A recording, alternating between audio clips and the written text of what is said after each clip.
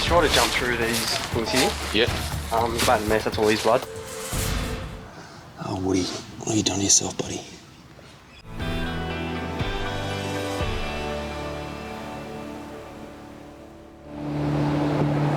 It's not a call you get every day. We've just been called out to a dog that's been stuck in a fence. Now, it's apparently been there for a little while. Police rescue are at the scene, trying to get it out. A neighbour tipped off police about the emergency. So he's tried to jump through these things here. Yep.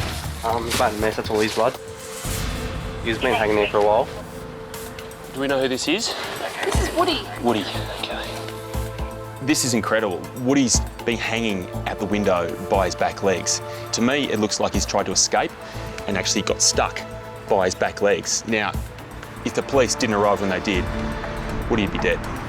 So front way's out. Yeah, front way, yeah. Where was he stuck? About? So, still the front here. Oh, right, yeah. I'll get to those in a second. I just want to check out the front half here.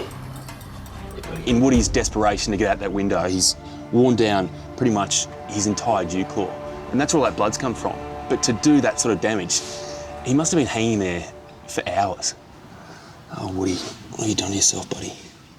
Chris is concerned Woody may have suffered brain damage from hanging upside down for so long. He may have other internal injuries as well, which we don't know about yet. A steroid injection is administered to help boost Woody's blood pressure.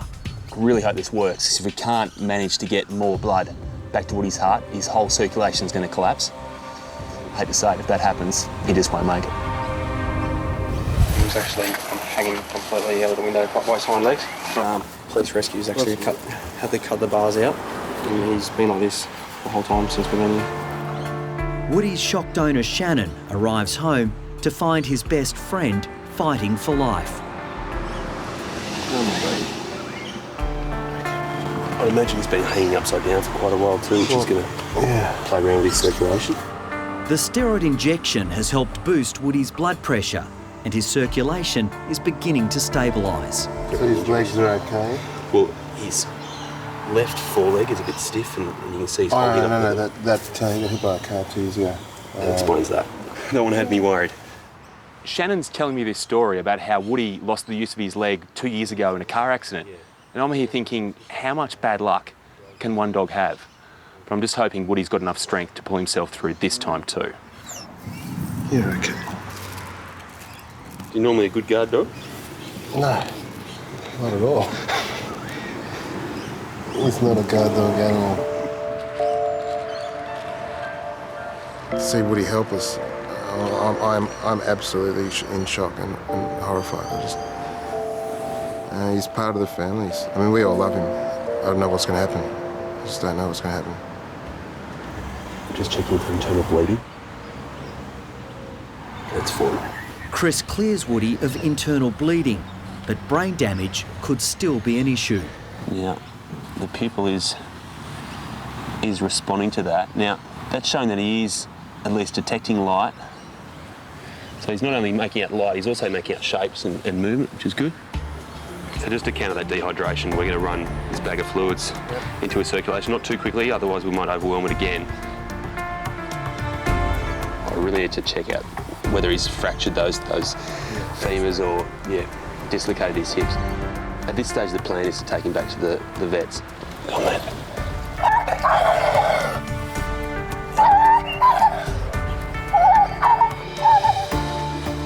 There you go, buddy.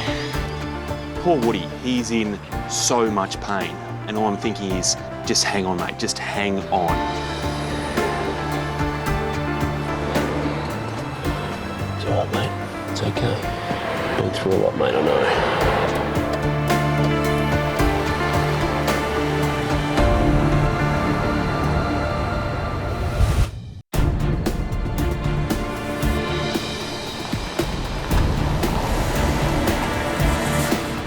A little lift. There we go.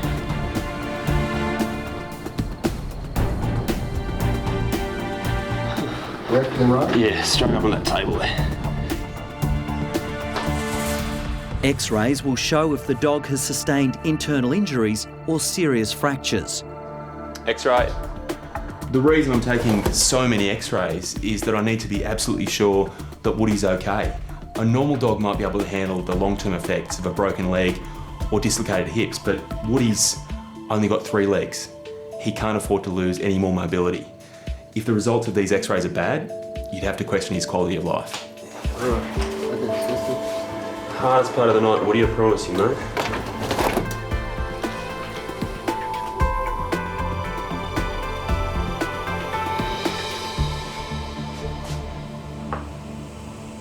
No, Your dog's lucky. nothing. His hips are in place. Good. No fractures of the femurs. His kneecaps are sitting perfectly. You're a lucky puppy. You're a very lucky puppy. Hey? Excellent. How good's that news? That's fantastic. Brilliant. Boy, bit sore you're going to be though, aren't you? Woody's ordeal is almost over.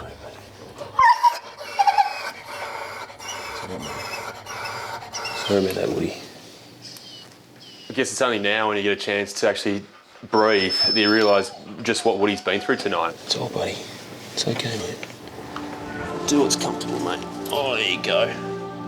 He must have just been so close to death when that neighbour saw him, and thank God they did, and they made the call and we got him out. Incredible night. Don't take on those bars, all right? Definitely don't fit through those. Woody? What's going on, buddy? What are you doing? Woody looks so much better this morning. You gonna get up?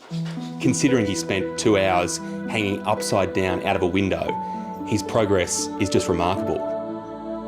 But I'm not going to be totally comfortable unless he has another 24 hours under observation in here, just to be sure.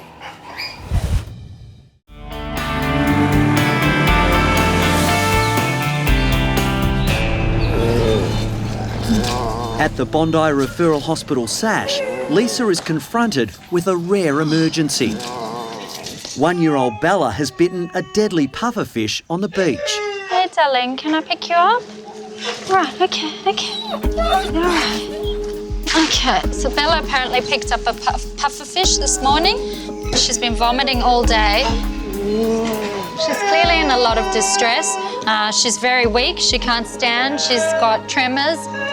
Pufferfish are extremely dangerous. I mean, usually an animal should be dead within 60 minutes of biting one. Within half an hour, they have struggling to breathe and they need to be put on a ventilator. So this happened this morning. It's now been several hours and she's only starting to show these sorts of signs later. So it is quite atypical, but I am worried.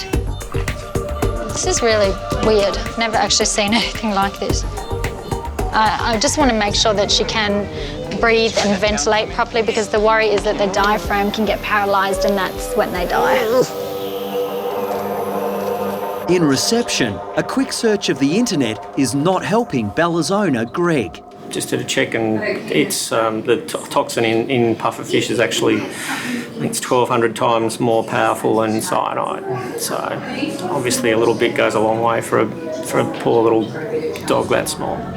You're okay, you're okay. I know. This is really bizarre. Bella picked up a pufferfish 8 hours ago. She should be dead right now. There's no treatment for pufferfish toxicity. There's no antidote at all. So Bella needs to be treated with a drip and pain relief and sedation. And then we need to watch her really closely to make sure she doesn't need to go on a ventilator. Just have a sleep again. Sorry to disturb you, sweetie. It's a rare case and Lisa is searching for answers. What we do know about the toxin in pufferfish is that it's one of the most deadly toxins in the world. It's the same sort of toxin that's in blue-ringed octopuses. It's called tetrodotoxin. So what it basically does is it shuts the nerves down all over the body. I must admit I haven't actually ever seen anything quite like this. Bella's owner, Greg, is struggling to cope with the news. Worst case scenario with pufferfish toxicity is that it can affect their heart, so it can make the heart basically stop. Usually if they're going to improve, whether they're on a ventilator or not, they will take, say, 24 to 36 hours to get better.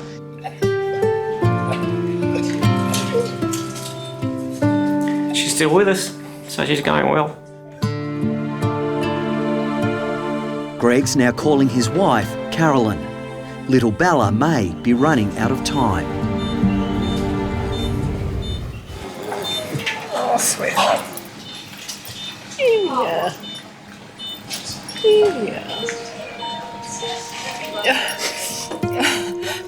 Here you go. Greg's wife, Carolyn, has arrived at Sash to comfort the critically ill Bella. Bella just turned 1 yesterday, so she's still a baby. And she's such a cheeky little creature. She's like, she's just cheeky. She has a really cheeky little grin. It's amazing how little, hairy creatures can just touch your heart. We don't know what's going to happen over the next few hours, so we'll just take it hour by hour, I think. Who's a sleepy one? Hey, can we see if you can stand these? Okay. All right. She's still not good. She still hasn't got control of her legs, and her head's sort of swaying around, and she's groaning. She still doesn't want to be touched, so the toxin is still in her system. But when Lisa puts the shaky Bella on the floor, she's showing plenty of courage. Come here. This is pretty amazing. I mean, Bella's still fragile, but she's standing and she's even walking. Yes, she's wobbly, but she's walking. She's getting there. She's sort of just learning to use her legs again. She's still a bit wobbly. Oh my goodness, now I can pick you up and you don't quiver. Several days after biting a poisonous pufferfish, Bella has made an extraordinary recovery. Look at you. She's got her normal strength and she's bright and happy and running around, wagging her tail, and her mum and dad are going to be very excited to see her. She's doing wiggly, wiggly, wigglies. Carolyn and Bella's big sister Coco have arrived to take her home. Look at there! Oh, kisses. Really, really lucky little dog, because following the textbooks, she should have been dead within an hour, not with us. So it's almost a miracle. It's fantastic.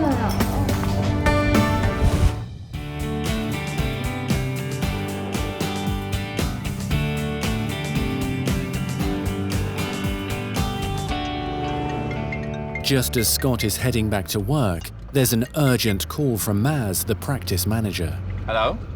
Hey Scott, it's Maz. Listen, we need you to get back to the clinic as soon as possible, okay? We've got an emergency that's come in. Charlie's been brought in. He's collapsed and barely conscious. Steph and Emma are doing everything they can to keep him stable until you get back, but I really need you here as soon as possible. Okay, no worries. I'll be there as soon as I can. Okay, great. Thanks.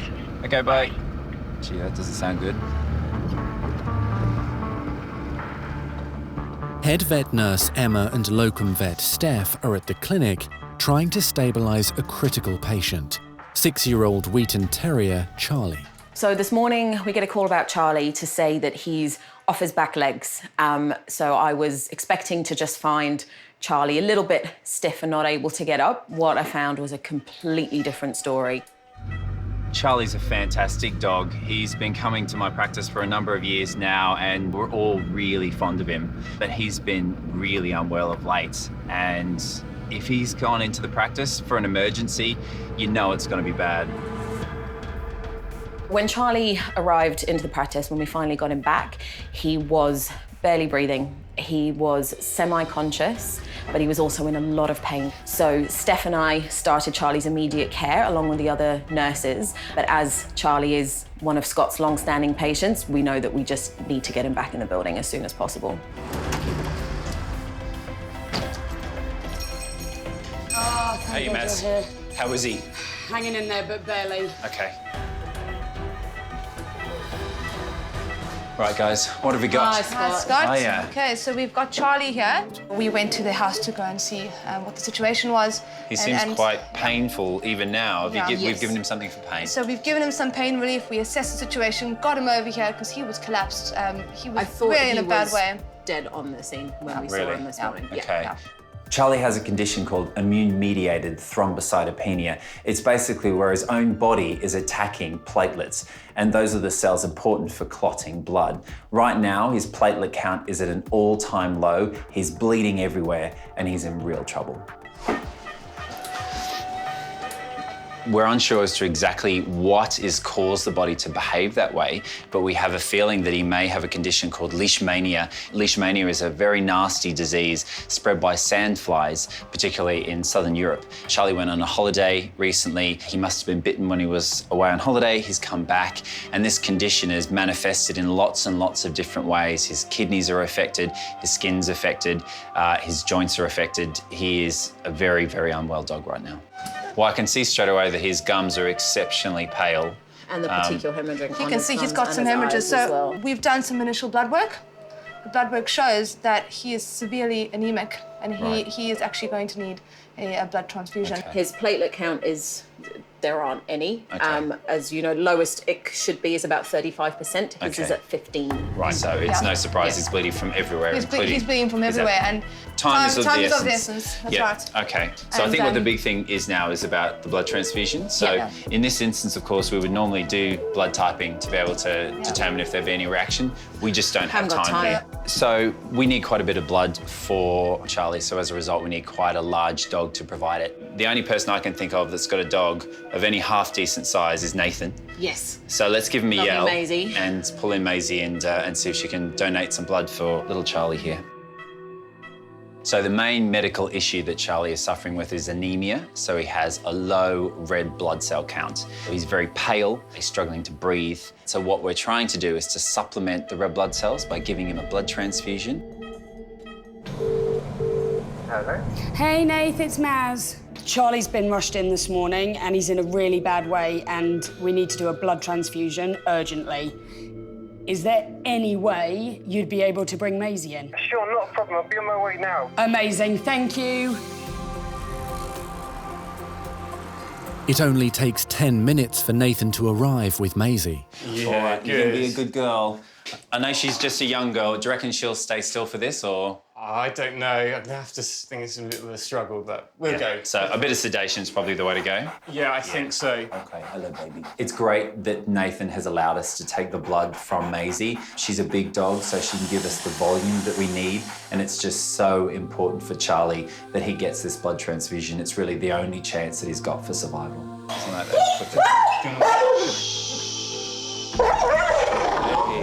Hey, yes, I think so. Okay, come on, calm down. So calm down, Maisie, come on. Poor Maisie, she's still really young. She doesn't know what's going on. You gonna let me do it? Oh, Maisie. It's so hard to see your dog so stressed, but you know it's for a good cause, and if it can help save Charlie, then it needs to be done.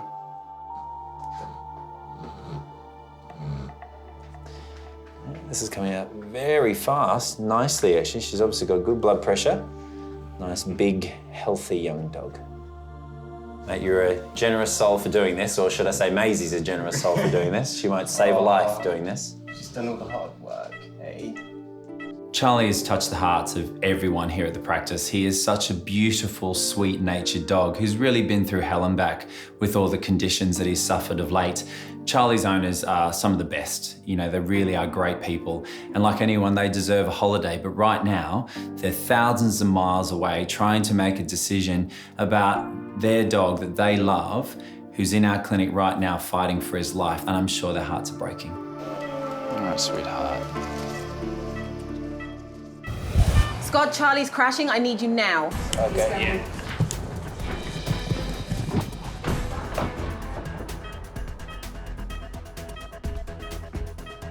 The chest is starting to fill with fluid. She's filling with fluid. I mean, she's bleeding out. She's really not looking good. Yeah. Get the crash box. Charlie's condition means that he has absolutely no platelets. So that means he can't clot blood. He is bleeding from absolutely everywhere. He's in real grave danger and we need to give him this blood transfusion now. So we just got to go with it. Anything is better than nothing, surely. Okay.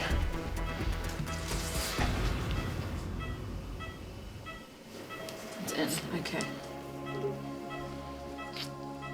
It only takes a few minutes for the transfusion to take effect. There's definitely improvement in that colour, there's no doubt about that. Charlie was starting to deteriorate quite rapidly. His breathing was getting more and more laboured and his colour was getting worse and worse, paler and paler. So thankfully, we've managed to get the blood transfusion into him just in time and he is responding. It's just a waiting game now, isn't it, I guess? It's gonna do its job, I hope. Yeah, well, yeah. We just have to give it some time and see if he manages to survive long enough for his red blood cell count to be replenished. But who knows how long. If we can get that up, we may have a chance. We've literally done everything we can do for Charlie now. There's nothing left. All we can do is hope that he makes it through the night. I just have no clue as to where this is going to go. I know.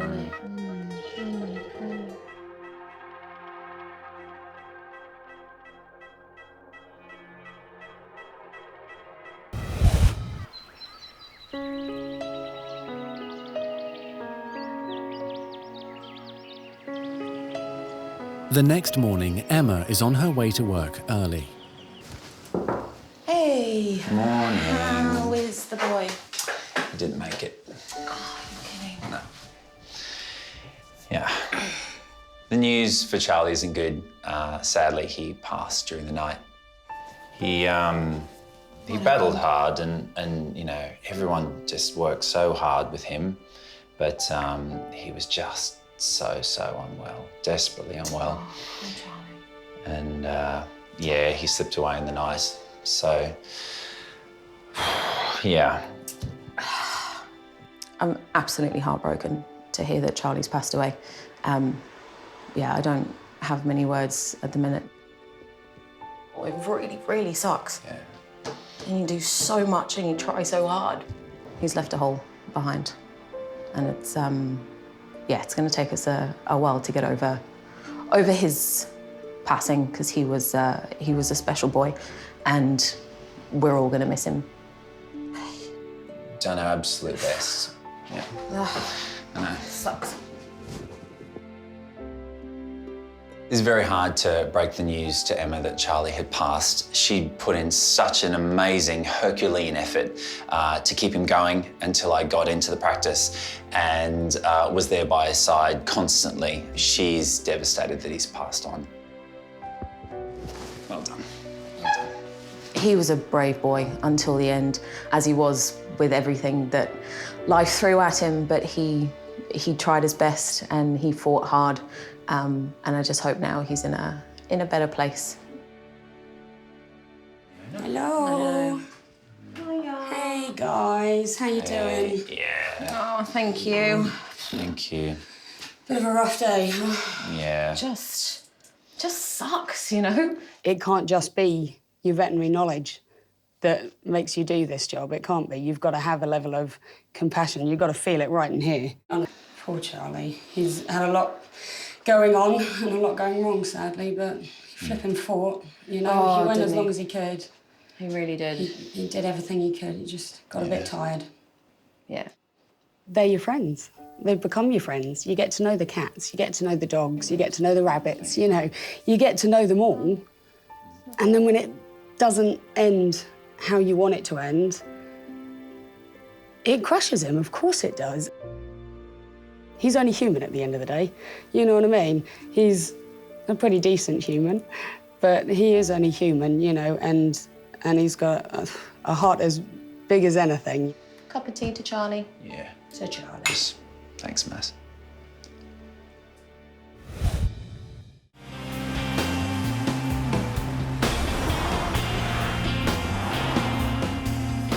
Apparently someone has put their cat into a cat cage and thrown it into Bondi, so into the water. It's Saturday night and Chris is responding to an emergency call. Someone's pulled the cat out, police have taken it to the clinic. They're waiting there now, they need to talk to me, but we need to sort this cat out. Hello, how you going? Vet students Callie and Jermaine live above the clinic and are always on call. It was completely drenched from head to toe, and its mucous membranes, so like under its lip, is bright blue. This cat had no chance if the people that were standing there didn't intervene and actually rescue the cat. water tonight would have been quite cold, so the problem we've got right now is the fact that we're battling hypothermia and just getting its temperature. We're now on 32.7, 32.8 degrees, when normal is around 38 to 39 degrees, so we're dramatically low, and that's the biggest issue. We need to get direct access into its circulation to deliver some drugs, because right now shock could kill this cat. It's strange just to keep on calling it a cat, but we still don't have a name for it. The information we received was that we'd arrested one person. The person that was arrested had indicated that it was her animal, was her cat, and that she was taking it down to safe and Northwood. So it sounds like it's a deliberate act. Yeah, okay. No one knows just how long this poor cat was struggling to survive in the Bondi surf. Make no mistake, this cat's actually been in the water and been in deep, which is remarkable and horrendous at the same time. Infection, pneumonia, immediate dangers. It's in a very bad way. Its lungs are full of fluid. All I'm hearing right now are crackles because there's so much fluid in those airways in its lungs. It's battling to try and get air in, but also it's battling shock. And understandably too, it's been through absolute hell tonight. Now the cat won't like this, but it is for its own good. We're just trying to loosen up the fluid from those airways and using gravity to try and force the fluid out of its lungs. We've now got our first bit of good news. The temperature's now come up to 33.7. So it is climbing. It's still too early to say that it's actually going to recover, but this is a good sign right now. From what the police have said, the owner of this cat was putting it out of its misery, was giving it what they called a good death. Now, to me, the cat looks okay. It's just one of those ones you just stand back and just shake your head at. The cat needs rest to overcome the shock. Might grab a stethoscope. But when he's moved to the treatment room, he takes a turn for the worse. Just since we've moved it, the cat has actually gone downhill a little bit, which is a concern. Now, what I'm actually going to do is transfer him to X-ray and just see if we can get a picture of his lungs and just see how much fluid's sitting in there. Right now, I'd say around 60 to 70% of his lungs are actually functioning. This bit of lung is what's keeping him alive. If he was under for any longer, and it may just be a matter of seconds, probably one more breath, one more intake of that salt water would have filled up this area of lung with seawater, and he'd be dead right now. The cat's now in one hell of a fight for its life. Oh, hello. Hi. Hello, buddy. Gee, looks good. Looks a lot better. Hey, mate. How you going? It was one hell of a night, wasn't it? Last night he was probably around 60% capacity in terms of the area of his lung that was actually working. Remember this? Yeah. Now he's nudging around 90%, I'd say, just listening to his chest. The lungs sound clear, there's none of those awful crackles that we had last night. I've decided you don't. Chris and Sarah are trying to tempt the miserable Moggy with some chicken. It's hot chicken too. Let's not underestimate the effort that we've gone to here. It's the real deal, mate. He's understandably suspicious of the entire human race. You ever heard of anything like this before? No, nothing like this. It's quite horrifying, actually. It's going to take time, and you can see why. You poor thing. You're so pretty. Yeah, he's a nice cat. Beautiful face. Big fat face. Yeah. Yeah.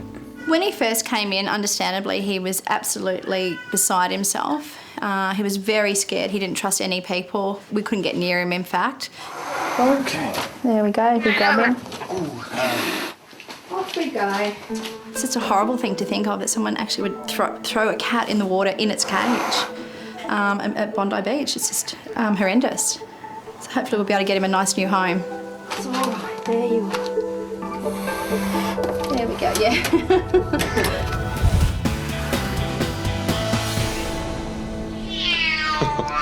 I take that as the sound that he just doesn't want to leave us. No, he doesn't. We've bonded, haven't we, buddy? Huh? A week later, and the cat that was dumped in the Bondi surf is still not showing any gratitude.